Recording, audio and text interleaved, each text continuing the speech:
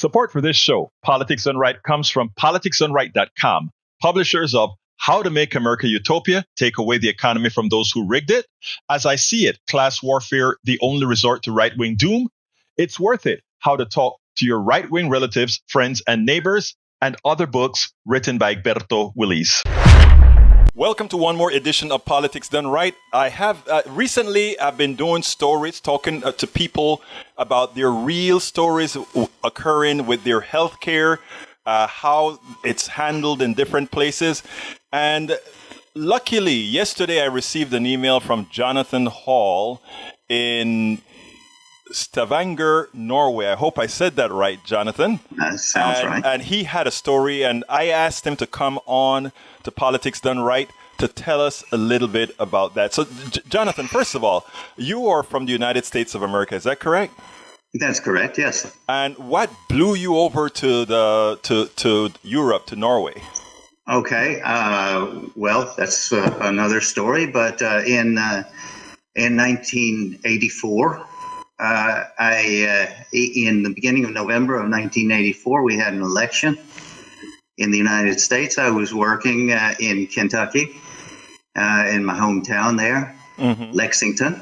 And, that Wednesday, man, I looked at that big map with all those red states on it. And I said, the hell with this. I can't work with these people. I'm just gonna run, and I hung around to Thanksgiving, and then I was gone. Also, you are braver than most. A lot of people felt that way, and they decided to just, some were able to leave, and lucky you were able to get out and do what you wanted to do. But anyhow, one of the issues that I speak a whole lot about is Medicare for All. I speak a lot about healthcare. And what we find here is that we have a healthcare system that I consider very evil, but most Americans have a tendency to believe that this is the best you have. This is the best one can expect. I was happy to hear from you because you have a story to tell. So what I would love for you to do is to tell us your story with healthcare in Norway, where you're at right now. Okay. I've lived in Norway for almost 33 years now. And the health care that I have received myself has been excellent. Fortunately, thancfully, I haven't had any serious problems myself, but I've been in the hospital once for an appendicitis, and it was fixed, and I was there for several days. They wouldn't let me out until they were absolutely sure that everything was fixed. This is 15, 20 years ago. 2 years ago, our son, who was 17 at the time, got in a motorcycle accident. He had, as a result of that, he had massive brain trauma. And they put him in an induced coma. He was in an induced coma for about 6 weeks. After that, most of that time was in the ICU.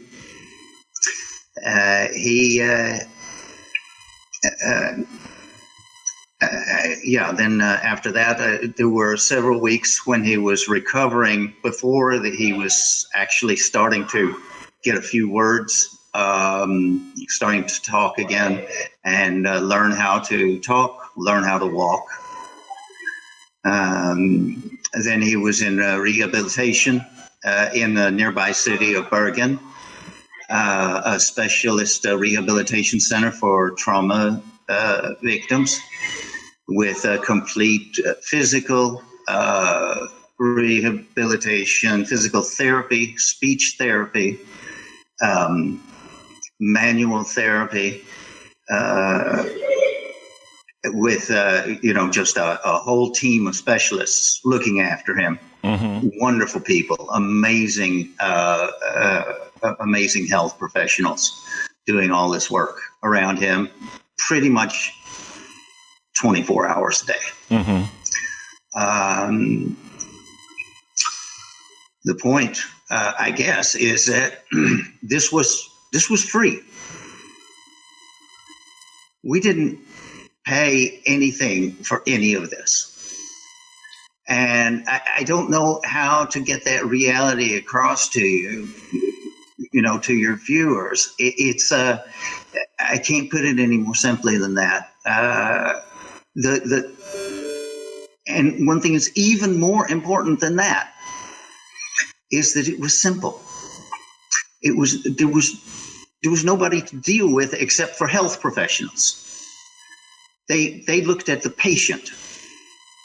When you go to a doctor here, well, as I said in my email earlier, I didn't have to sign my name until several weeks after this was all over, when I was applying for a reimbursement for some travel expenses. Then they wanted me to fill out some forms. So let me ask you this. Here it is that your son got taken care of free of charge. Well, we know it's not really free of charge. Everybody pays into the system because you pay taxes, but that is how it's done. So what you're telling me now is you even got reimbursed for the travel that you had to do to take care of your son. Right, back and forth to the hospital and the rehabilitation center, several trips, both me and his mother. Sure, nothing's free. Everybody knows that. I'm not going to try to fool you or put out some kind of utopian bull thing. Of course, we pay taxes. They're moderate. It costs. Life is expensive, but I get back to this, and we could go into the details about the taxes and stuff here. I compared it with people I've talked to in the United States, and they said, "Oh, well, that's not too bad." Because you know what is amazing, Jonathan, is a lot of people don't realize if you have to have insurance, right? Because you want to make sure you're taken care of, and your insurance is costing you $15,000 a year, which is pretty inexpensive here in the United States. That is effectively another $15,000 a year tax you're paying anyway. Right. The only difference is that it's going to a whole lot of rich fat cats who who skim that to make a few people profits. You don't have that in Norway. Right. Like I was saying, when you deal with a health professional here, the guy looks you in the eye and he says, "Okay, I have some bad news for you. This is a medical crisis that is going to change your life in drastic ways." Or he looks at you. He looks you in the eye and he says, "This is a problem. This is an appendicitis. We can fix this. We've done it 1,000 times. You're going to be in the hospital a few days." But what he doesn't do is he doesn't say, "Here's all these forms to fill out. Who is your insurer? Who is your provider? Who is, are we approved by your insurance company? Who's paying for this?" It's just not there. And that's the beauty of the system. Not how much it costs. It's cheaper. As I put in my mail, I looked up these figures. 17.8% of the United States GDP is used on health care. In Norway, it's 10.4%. You know what is interesting? Before you said that, Jonathan, what I'd like folks to understand, because I am an engineer by training before I turned political activist, and all I believe in are numbers. And the interesting thing is the difference in those numbers, because you have to admit, let's say people in Norway and America, they are, of similar health. Of course, Norway probably healthier because better healthcare. But that differential that you see in GDP is exactly the amount of money you could calculate is extracted to enrich the few that controls the medical industrial complex. It's amazing. Yeah.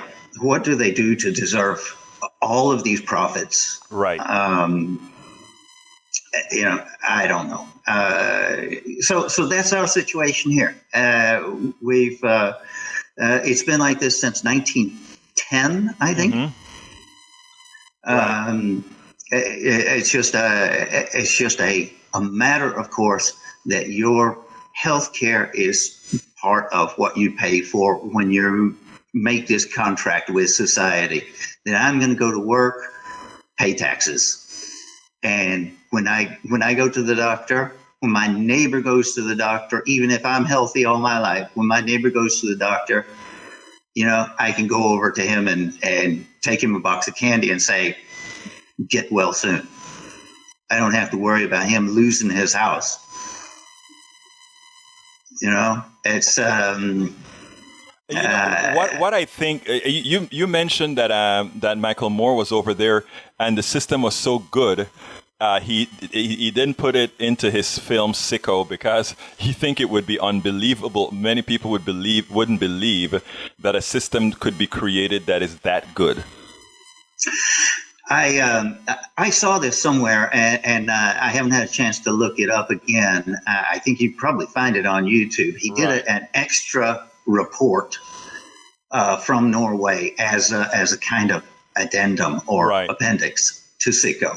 Mm-hmm. So it's whatever. It's a 5-minute report that didn't go into the film. Mm-hmm. So yeah, the system here is more streamlined and cheaper and easier than in a lot of countries. Now, did your son have to wait in a waiting room at all when he had that emergency? No, it was right into. He was way out in the wilderness. We live in some of the most beautiful scenic country in the world. It's just amazing. And he was out in a place where it's kind of hard to get to. So they took him from the top of this road. They took him in an ambulance to a nearby village where he was transported by helicopter to the hospital. And how much did the helicopter cost you? What? That's my point. I was being funny because over here, when they live flight you, you're talking about $8,000 to $10,000. Right. I don't know how you deal with it.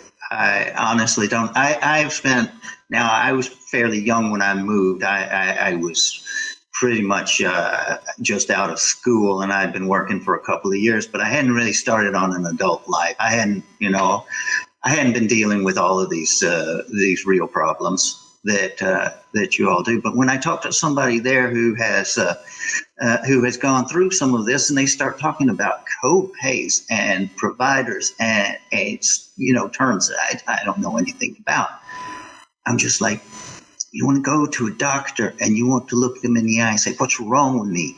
What's wrong with my body? What is this that's affecting my family?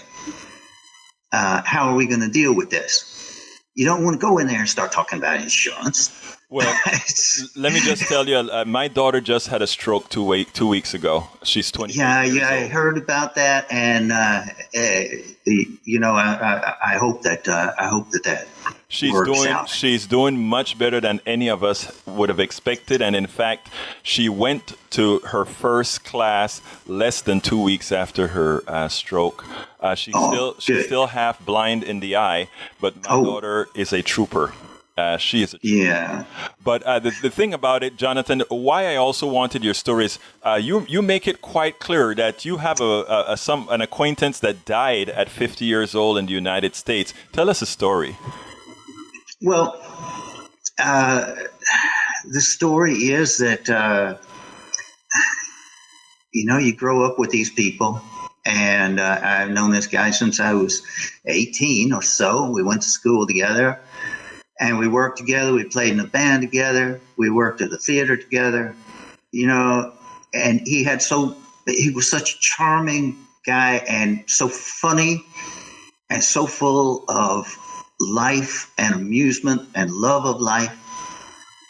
And he had some, what started out as just minor health problems. He got some problems with his kidneys, and that didn't get taken care of because, as I put in my email, I said that he was a musician. I guess you'd call it an itinerant musician. He worked from day to day. He was always on the fringes of what we would call an adult employment situation.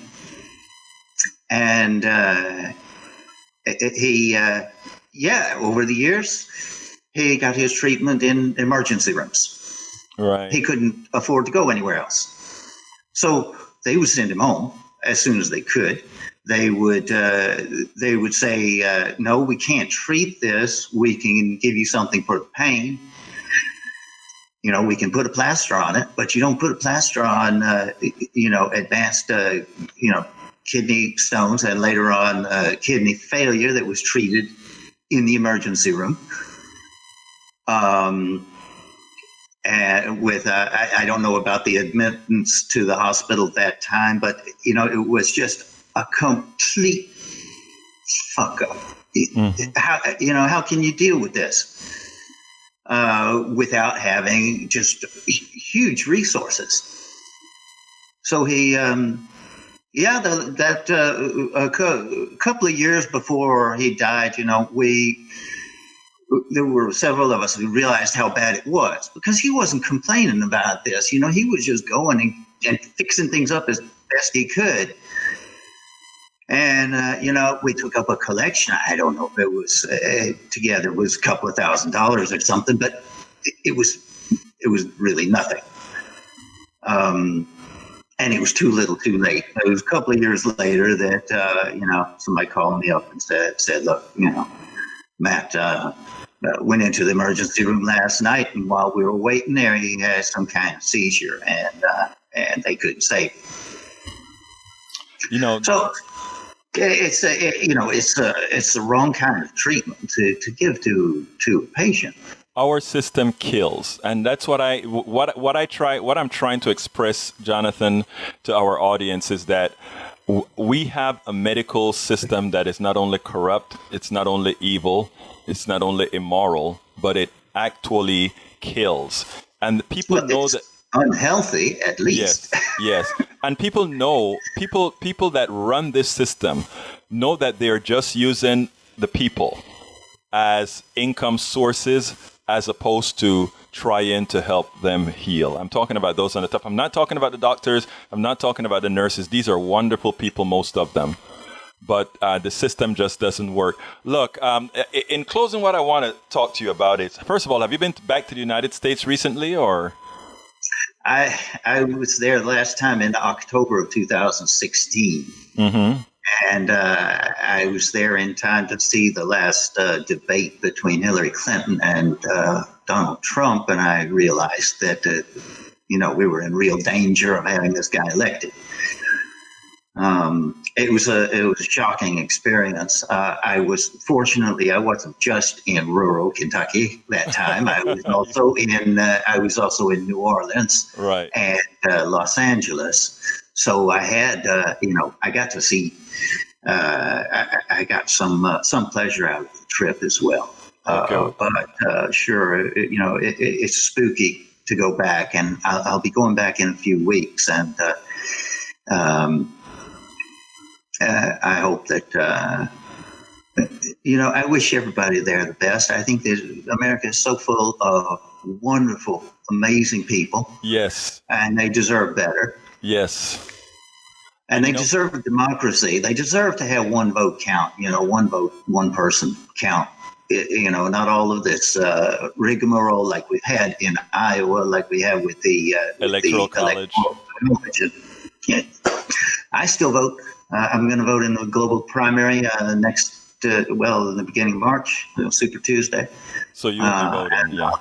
I'll be voting in November, of course. Well, let me tell you, Jonathan, I am going to post your videos and this interview, let people know what can be.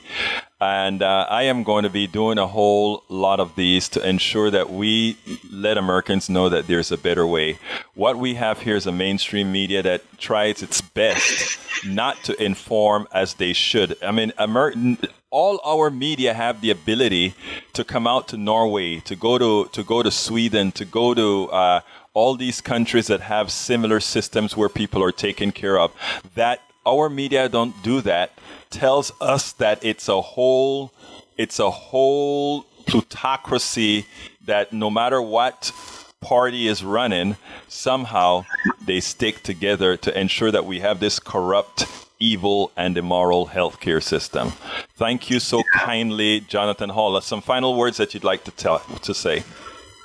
Well, power to the people, just keep working, keep fighting, and take care of yourselves through all of this.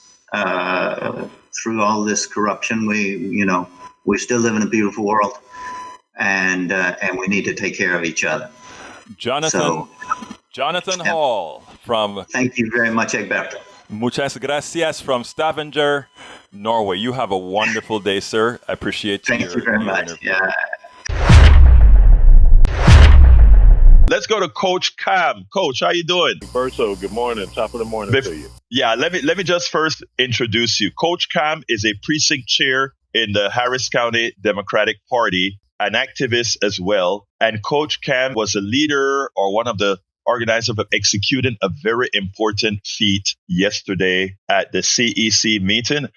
Coach, I wanted to actually get you on camera there, but I had to bail out of there because I had other commitments. But thank you for calling in. Tell us what happened yesterday at the Houston Democratic Party County Executive Committee meeting. Yeah, so it was a bit of a build-up over 8 or 9 months, but last night, overwhelmingly, a vote of 186 to 80, we aligned as a party. We decided to come together as a party and send Mayor Whitmire a very clear message that he will not be able to seek our endorsement for the upcoming race or any races that he may seek moving forward. Tell us why it is that you organized that movement. What was his, como se dice, delito? What was his crime, if you will? Yeah, I'd like to address that. And by the way, I've heard a few talking points or critiques I think it makes sense to address as well. We gave this speech yesterday. You have 2 minutes to make your points, and you're kind of, rambling them out, and you really can't unpack some of these points. The first thing I'll say is, again, as a coach, you never want to kick anybody off your team, right? Like every player you have on your team, you have them there because you think they're an asset and they're going to make you better. So, to have a person on the team that's a mayor, you definitely want that person on your team, right? So I'm saying that to say the actions that the mayor took were so egregious that it was clear that the team would be better removing that person from the team and uniting and working without that person. So folks who disagree on the mayor's policies, on the mayor's ideology, that disagree with the rainbows being torn up and some of the stuff with the streets, the budget. My goodness, a lot of folks disagree with the cooperation with HPD, with ICE. Those are things that obviously a lot of us really, really disagree with. But what made it untenable for him to remain on the team was he betrayed the team. There's really only one thing you can do. There's a whole bunch, people talk about what's a good Democrat, what's a bad Democrat. It's really hard to pin down the definition of a good Democrat, right? But it's very easy to pin down the definition of a bad Democrat. A bad Democrat's actions to undermine and weaken the party. At the top of the year, Mayor Whitmire hosted and fundraised for Republican congressional elected in Congressional 2, Dan Crenshaw. And that itself became a non-starter and a disqualifier. So that was the basis of this action. Now, it's amazing because some people just said, he has to work with Dan Crenshaw. That is ridiculous. Dan Crenshaw is not a friend of the middle class. Dan Crenshaw is not a friend of the poor. If you take a look at the policies that he supports, including his affiliation with MAGA has done, any politician who associates with self, albeit and especially with funding, can't tell you how proud one has to be that this vote wasn't even close as far as saying you are not one of us. This vote was not close, but I think it was a vote that's necessary because I wrote an article last night and I mentioned your name as being one of the leaders that actually got something done. Because too often, Cam, one allows what I call posers that don't have your interest just because they have a label on them to simply support them. And what you guys said was, hell no. And you didn't say hell no by a little. 70% of the precinct chairs. 70% of the precinct chairs says we have no use for you. And that was a great job that you did. Appreciate that so much. And I think that while we're speaking of this was a team win. And I appreciate the fact that you continue to say we, right? Because this was a ton of activists, a ton of precinct chairs, and folks working their tails off to the bone. Not a single dollar was raised or earned or put out. This wasn't paid support, paid staff, as much as heavy of a lift as it was. Some resources, I'm sure, would have been appreciated and needed for the amount of work that folks put in. This was $0, 0 pennies up against a $10 million war chest. So this actually was a grassroots, a grass tops movement versus money. What I liked as well is, I spoke to a few people who signed the letter supporting the mayor. And above and beyond showing my disappointment with them, and, many of these are friends, above and beyond showing the disappointment, I did, however, there are a lot of good people that had their name on that list. It shows you how the only way to break the machine is doing it at the grassroots, the way you did it. I saw some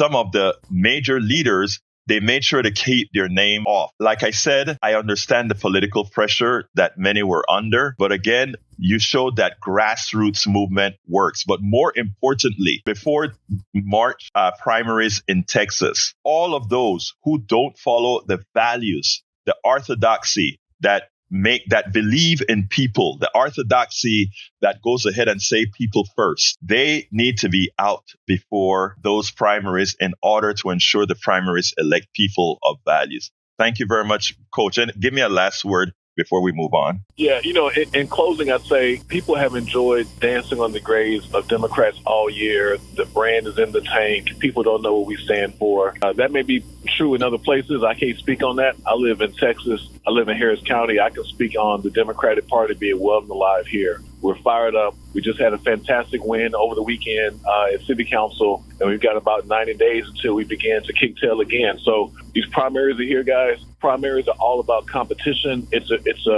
friendly pregame match before the championship in November. So for those who are risk averse and afraid of competing, roll your sleeves up, because we've got to get a little better so we can go win in November. Thank you very much for your good work, Coach. And you keep it up, and you have the support of a hell of a lot of people. All right, brother? Hey, team effort, guys. Appreciate the opportunity. Thanks. Take care. Bye-bye. All of our country's problems, from polarization to ignorance on domestic and international issues to a complete misunderstanding of our economic and healthcare systems, are a direct result of a derelict mainstream media that too often bend over backwards to support corporate or bought politicians' wants as opposed to the people's needs for real information to make their lives better. Independent media is the only solution to inform truthfully and factually. Why? Because our loyalties are to you, the ones who fund us with small dollar contributions and subscriptions. Please consider supporting our independent media platforms by subscribing to our Egberto Off the Record newsletter at politicsdoneright.com/newsletter. Again, that is politicsdoneright.com/newsletter. It's an investment that pays incalculable dividends. Welcome to another edition of Politics Done Right. My name is Egberto Willies, your host. Today, I am honored to have somebody special. We've been talking about in every district, we need to run competent people ready to hold the bull by the horns and win. Well, let me just tell you, David Womack. David Womack enters the race for Congress in Washington's 5th district with a record rooted in service, leadership, and accountability. At retired Air Force colonel, he once led medical operations at Fairchild Air Force Base, taking responsibility for the health and readiness of tens of thousands of service members and their families. After uniformed services, he brought that mission home, running a rural hospital and later helping oversee healthcare delivery for more than 100,000 people. Those experiences shaped a worldview centered on dignity, access to care, and an economy that works for working families rather than corporate interests. In this interview, Womack explains why Eastern Washington deserves representation focused on people, not power. How you doing, my dear friend? I'm doing super, Egberto. How are you today? I am doing fine. Let me just tell you, I'm just happy that we have real folks making a race competitive in areas that many times people think are restricted to the other side. Yes. What specifically within your military and healthcare leadership convinced you that Congress needs somebody like you right now? Well, I think the military and civilian healthcare work that I've done has really shaped a lot of my worldview and my national view, all the way, from the dynamics that operate in those sorts of environments to the impact it has on real people. I've seen it in patients. I've seen it in staff inside my hospitals. I learned some of my biggest lessons from early in my career when I supervised housekeeping departments, laundry departments, food service operations for hospitals, those sorts of things. And especially in the whole area of healthcare, some of those people were working strictly for health benefits, and they were trapped in their jobs because we offered those in the hospitals and they couldn't get them, or their family couldn't get them elsewhere. So that's really shaped my worldview. But that's not what brought me to this decision. What brought me to this decision was that, several weeks ago, I was so down about what was going on in our country. And it was just, it was really eating at me, and it was starting to get to me and affect me personally. And I thought, I've got to reframe this somehow. I've got to think about this differently. And so I went for a walk in the park, and I'm blessed to have a park very near my house. And as I was walking, I was thinking, okay, how can I think about this differently? And the thought that came to me was that in crisis, there's opportunity. And so I kept walking, thinking, okay, what the heck's the opportunity here? And I started thinking that, the whole MAGA thing is going to end at some point. And we start to, and several weeks ago, when I first started thinking about this, we were starting to see cracks around the edges. And now we're starting to see much bigger cracks amongst MAGA. So either it's going to end because they're going to self-destruct, they're going to eat each other, which they seem to be starting to do. Or, God forbid, I don't wish it on anybody, but Donald Trump won't survive office. Or if we have free and fair elections next November, the House could put a stop to a lot of the madness just by having a blue House. We could throw a wrench in a bunch of the stuff. And then if the people are still as upset as they seem to be getting right now, and there's a really big blue wave in 28, we have the opportunity to get things we've never been able to get before. We could get universal health care. We really could. If we had it and the people stay behind it. We've been working on that since FDR, and we could finally pull that off. And then we could work on having affordable housing. We could put an end to the tariffs. The Constitution gives tariffs to Congress, not to the president. Well, Congress largely ceded a lot of that years ago, but Congress needs to take that back. So I started to have hope in the future and think, okay, this is really cool. And then that was a Saturday morning where I was starting to think this way. And then Sunday evening we went to dinner at our neighbor's house, and we got around to talking about the state of the nation and everything. And I started explaining some of these thoughts I had, and like a bad husband, I hadn't told my wife about these these budding thoughts, and she sat there and she listened. And then the next morning she got up and she looked at me and she said, "So are you ready to run?" And I thought, wow. Okay, so we talked about it for a few days, the pluses and minuses, the other candidates in the race, and I talked to some of the local party leaders here, and I got really big thumbs up from them. So here I am, and that's kind of the origin story of this run here. And you would not imagine how much I love your origin story, brother. Let me tell you, especially You know, I am an activist. Yes, you are. I am all, and I do a lot of writing, but this is not what my first profession was. I was an engineer with a software development company. And like you, this is why your story is so, I mean, it touches me so warmly. When I gave up all of that, it was, I had an epiphany just like you did. I sat back and I said, this needs to change. This needs to change. Why isn't somebody doing something about this? Yeah. Then I said, if you keep asking why is somebody going to do something, when is somebody going to do something about it, then nobody's going to do something about it. Look in the mirror. And that's what you did. And that is the very type of person we need in Congress. Somebody that's going to say, we need these things done. Who's going to do it? Nobody else step up. I'm going to do it. First of all, let me just say one thing, brother. Future Congressman David Womack, that is what we need in Congress. So let me tell you a few things that I learned about your district. Okay. And the reason I want to do this is the following. This district is made for somebody like you. Here it goes. The Medicaid population in your district is about 30%. Yes.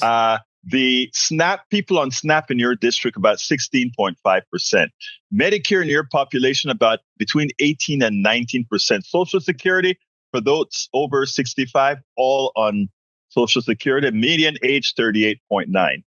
Let me tell you something. That demographic doesn't fit the big, beautiful bill. That demographic doesn't fit everything that is happening in Congress right now. You just gave me a narrative.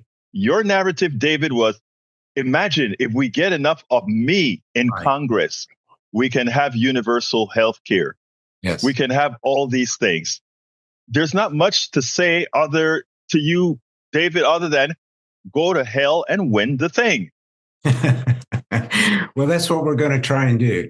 We're going to try and do it. And you talk about some of the unique factors in our district, and another one is the geographic landscape. Our district is huge. We go from Canada to Oregon.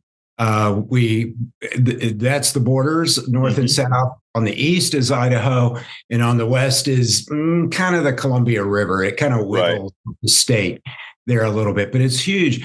But it's largely rural. And it's made up of lots of small communities that depend on farming, some on ranching, and up north, they depend on timber. And I will tell you that this administration's actions in our current representatives' inability to stand up with an independent mind and do what's best for the constituents is really, really harming the farmers. The tariffs that this administration put in, it was an immediate hit to our wheat farmers. We grow lots and lots of the world's wheat right here, but they import their fertilizer from Canada. So that was just like an immediate jump in their costs of inputs. And now, that it's been going on for a few months, they're starting to see increases in costs for machinery and parts, which even small family farms have big combines, big pieces of equipment, and that's starting to hit them like crazy. And then, the farmers struggle with the issue of immigration because they depend on a lot of labor from immigrants in our area. And these are often people who they've worked with for years and treat these people like family. And they see the fear in their adopted family members' eyes of what's going on with immigration. So although farmers traditionally vote red, the farm families I've talked to, and I've talked to several around the district in the last few weeks, their response ranges from, I'm not real happy with my boy Trump, to I am spitting mad, as one of them told me. So I think we have a real opportunity if we focus on those issues and not the labels of the party, that we can we can get some votes that we've traditionally not been able to get. And so in all of my campaign materials, I do not identify myself as a Democrat, not because I'm afraid of it or ashamed of it or anything like that. I'll happily tell anybody who asks, but I want to talk about the issues and then let them decide without the labels of what's best for them. Given the history of your district, I think that is a wise move. I mean, people would realize what's in the heart and what's going to make. And you mentioned about the amount of farmers that are out there. The Affordable Care Act, many of them don't know that they are actually on Obamacare, but many of them are because it's given another name. Luckily, however, Washington is one of the states that took the Medicaid expansion to the Affordable Care Act. So many of these farmers would qualify, depending on the crop yield they had that particular year. They would qualify for some of these subsidies, etc. And in the long run, if you are elected, they will be okay because you will be one vote to support them. There's one thing that I don't think you mentioned, and that is with the angst that we have been given Canada, a lot of tourism that normally comes from Canada into your border cities, border towns, I should say, are affected severely with the tariff and the angst that Trump is giving them, correct? Absolutely. Border crossings from Canada are down 25% this year. And those are people that were crossing the border to spend money. I mean, that's what they were doing. They were coming in for tourism. And you talked about border towns, and we don't have a whole lot of really big border towns across the top of our state. It's pristine wilderness up there. Right. It's still down 25%. They were coming a little further down into the state. But, I was in Vermont and Plattsburgh, New York earlier in the summer for a little vacation and family thing. And everywhere we went last summer in those towns along the border up there, the businesses were all flying Canadian flags. Some of them in addition to American flags, but some of them just flying Canadian flags. And they had signs out front that said, "We love our Canadian neighbors." And I mean, who could not love Canadians? They're the nicest people in the world, Yeah. So at least that's my experience. Oh, my experience have always been good with Canadians, always. Now, look, the Eastern Washington, where you're located as well, struggles with hospital closures, provider shortages, and rising costs. What concrete federal actions would you prioritize to stabilize and expand rural healthcare to those farmers you spoke to me about, to those loggers you spoke to me about, and many of those others in your vicinity? So one of the first things that we have to do is we have to do away with the cuts that have been done to Medicaid,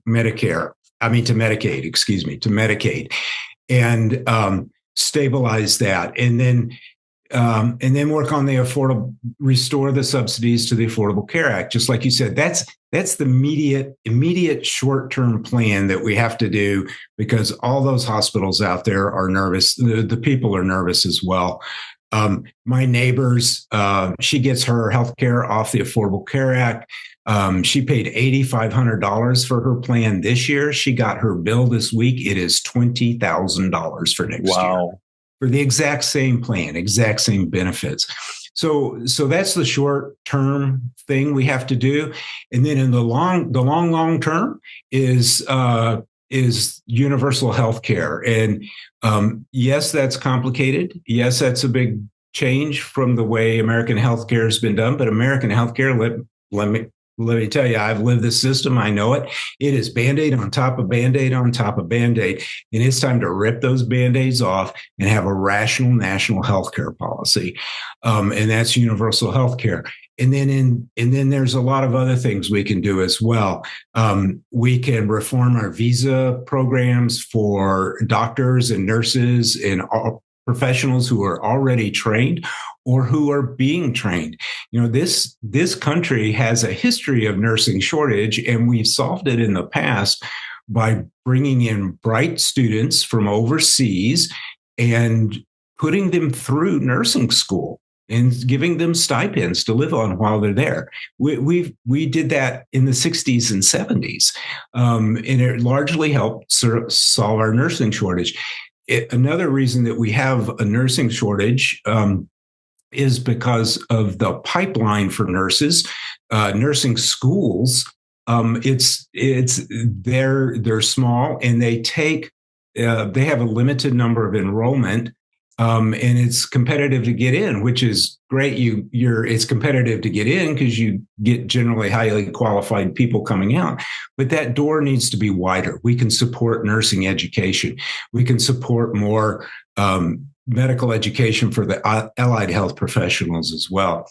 So doing the visa piece of that as well, making sure that people, foreign graduates who do come into the country, serve in medically underserved areas, which is a large part of this district as well. And then to help stabilize the hospital on top of the manpower piece of it, most hospitals in a rural area are something called a critical access hospital. And that's a special designation by the federal government that a hospital applies for. And when they get that designation, they sign up for some requirements. But what they get is reimbursed for their cost. They fill out a detailed cost report every year. They get reimbursed for their cost plus 1%. Medicare cost and Medicaid cost plus 1%. Well, you tell me a business that can survive and thrive on a 1% profit margin. In this area, the typical rural hospital, 70% of their population is either Medicare or Medicaid. Mm-hmm. So that means the only profit they might have, the only retained earnings they may have, comes from 30% of their population who's on commercial insurance. Right. So you can't give your staff raises. So guess what? Nobody wants to work in these little hospitals. You can't keep them up with the cost of living, and you can't invest in the future with new equipment. So pretty straightforward fix would be, let's make that reasonable. Make it 103, 104%. I mean, that make a huge difference to these hospitals out here and stabilize them. And it would be a saving. It would be a saving because these people, as opposed to having to travel to the major cities or anything, they can get care locally, and it saves the system altogether. Now, I like what you had to say with regards to making sure you expand the availability of training doctors and nurses here in America with Americans, and where there's a stopgap measure that's needed, where there's already ready-made nurses that can come in, etc., and work in these rural areas. They are there, because I think that is so important. My daughter was in medicine before she got a couple of strokes. And one of the things that she pointed out often was how difficult it was for Americans to be to get a medical degree or to get a nursing degree because of the expense and so forth. And a lot of hospitals believe, we can get ready-made nurses that are already trained, ready-made doctors that are already trained. That part that you put in there that says we open the door to train more, we make it more affordable to train more, I think is so important. Now, the middle class in the district faces wage stagnation as well, not only in the medical area, but throughout the district. What kind of plans would you have to attempt to make that better in your district? So one of the fastest, most effective ways we can address that is to raise the federal minimum wage. There you go. Here in Washington, we're blessed that our state legislature has seen to have a minimum wage that's higher than the national one, but it's still not enough. I mean, we need to have a path. I'm not sure exactly where the right number is, but I'm thinking it's north of $20 an hour. Mm-hmm.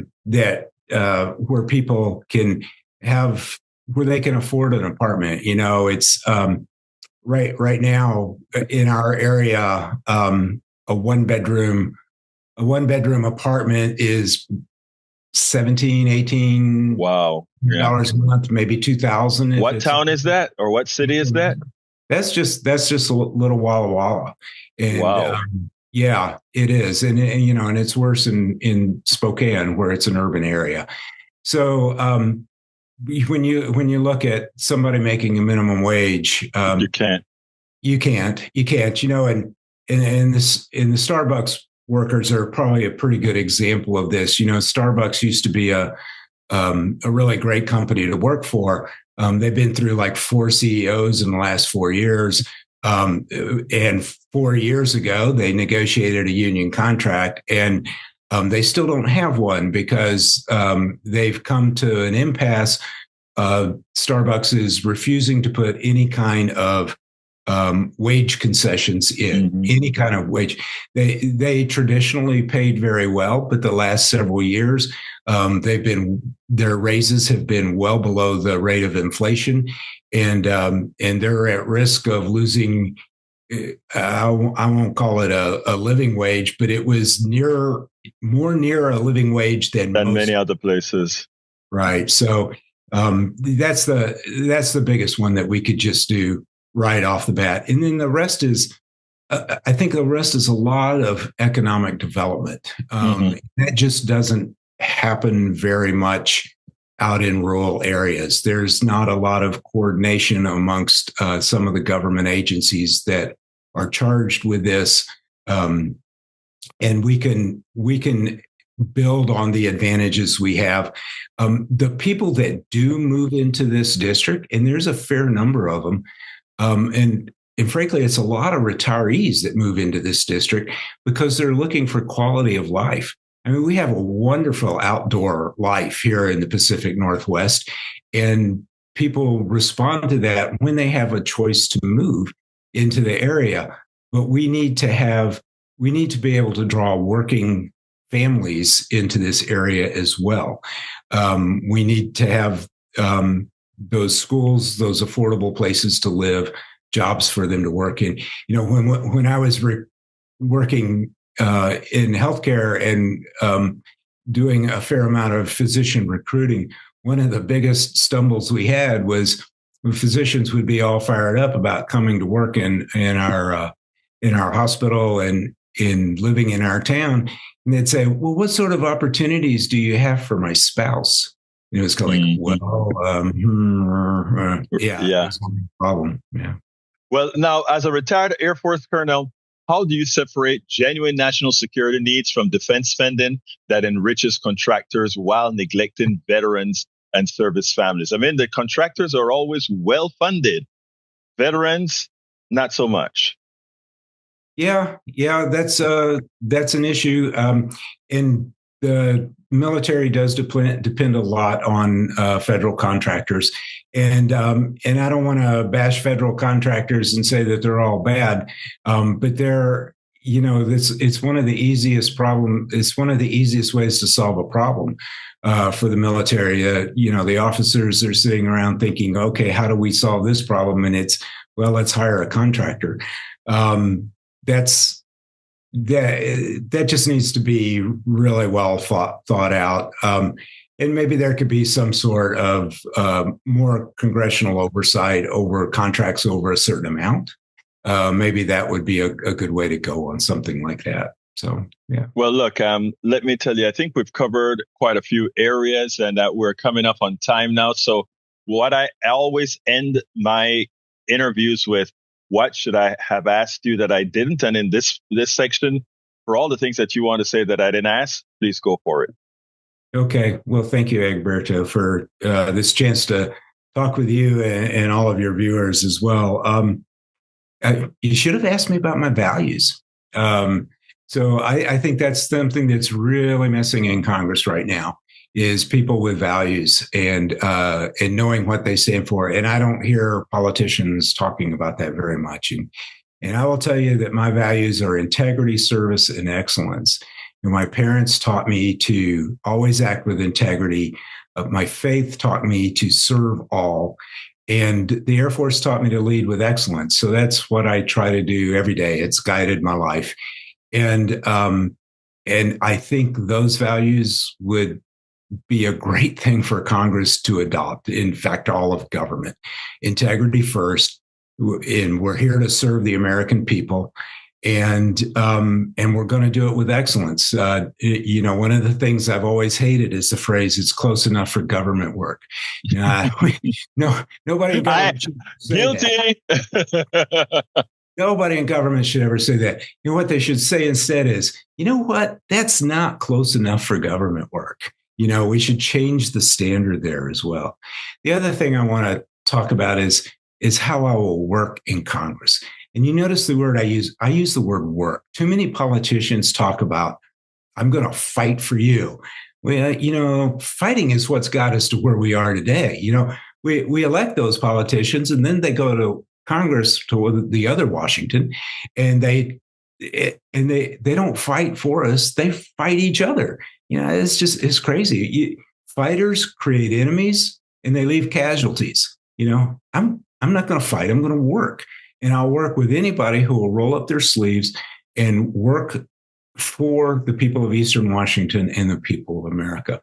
I'm going to work there like I worked in the hospitals and healthcare when I was doing that, which is I listen to other people first.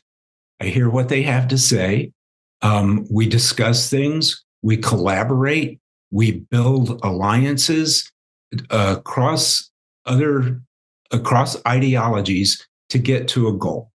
And I think that can work in Congress. And maybe I'm naive and just a wild-eyed optimist, but I think that's the way to go, because at least what we're doing right now just isn't working.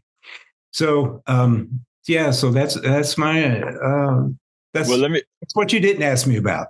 well, let me tell you, I didn't ask it, but rest assured, it was inferred. Because again, the answers of everything that you gave, one could infer your values from it. But let me tell you, even better. No, that's not naivete. If more people like you decided I'm going to serve, then we'll get exactly what we deserve, which is good government. We the people, good government. Let me just tell you, David, it has been a pleasure for me to interview you. I really have high hopes that this is the year that many districts like yours will pull it through with good participants who have our well-being at hand right now. So again, I want to, first of all, thank you for wanting to serve. I hope this also encourage others to do exactly what you're doing. So thank you for being on Politics Done Right. Support for this show, Politics Done Right, comes from politicsdoneright.com, publishers of How to Make America Utopia, Take Away the Economy from Those Who Rigged It. As I See It, Class Warfare, The Only Resort to Right-Wing Doom. It's Worth It, How to Talk to Your Right-Wing Relatives, Friends, and Neighbors, and other books written by Egberto Willis.